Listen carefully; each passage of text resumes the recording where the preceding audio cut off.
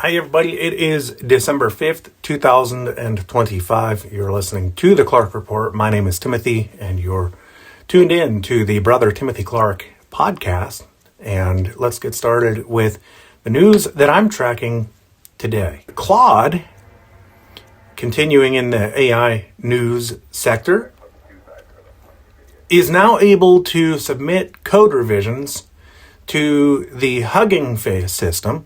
Hugging Face, for those of you who do not know, is open source AI tools. It does everything from Llama AIs, which is Meta's tools, all the way up to Music Gen AIs, which are on the Hugging Face platform.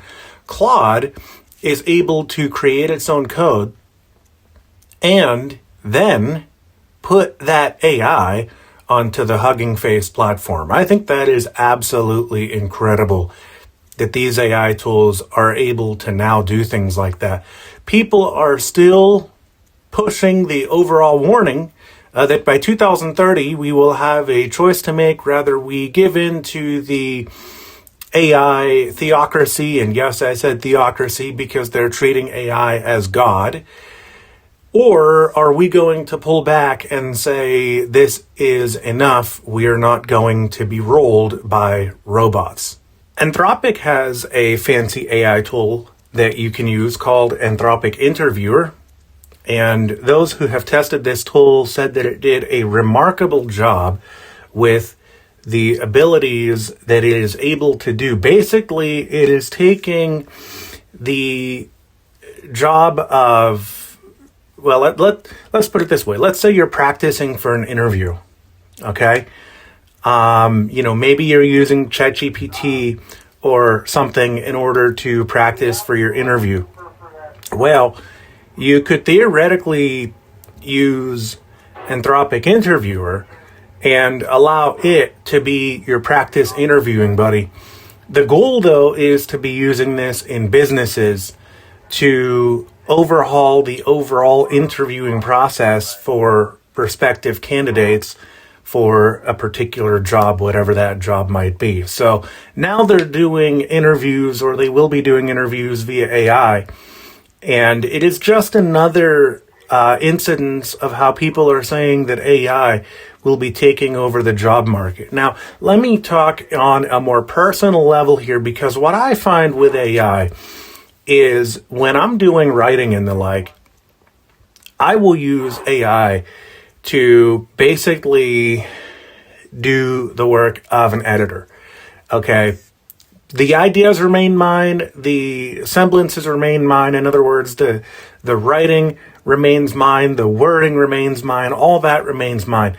The only thing that I do with AI to make sure that my spelling is correct, to make sure that my grammar is correct, I have a comma where the comma should be instead of maybe a semicolon or something like that, is I will run my article, whatever that article is, maybe it's a short story, whatever that might be, I'll run it into the AI, and I will let the AIs do the corrections for me. And moving over to Google Gemini, Gemini 3 Deep Think is available now in the Gemini app.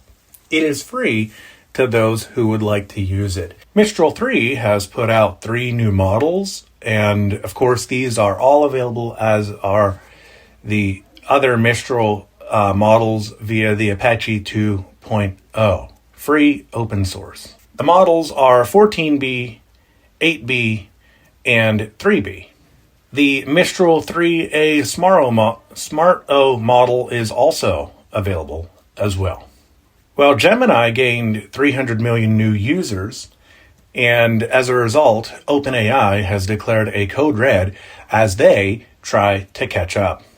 The other story that I'm looking at is apparently Fast for Google Gemini. Fast is still Flash 2.5. So they have done a lot of updating with Flash 2.5, and that is apparently the Fast model. That Fast model does not hallucinate as the older Flash 2.5 used to. So apparently Gemini is doing a lot of updating in the background because they have significantly improved that model.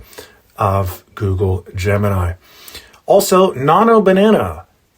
There has been an update to Nano Banana for the images. You can now use Nano Banana Pro, or whatever that is actually called, to get better images, including text overlays. That is supposed to be better than the standard Nano or Nano Banana. And that is where we are at December 5th for our AI news. And hopefully you all have enjoyed my timely and, goofy analysis. This is Timothy for the Clark Report. We'll do it all over again sometime soon, only different. See you.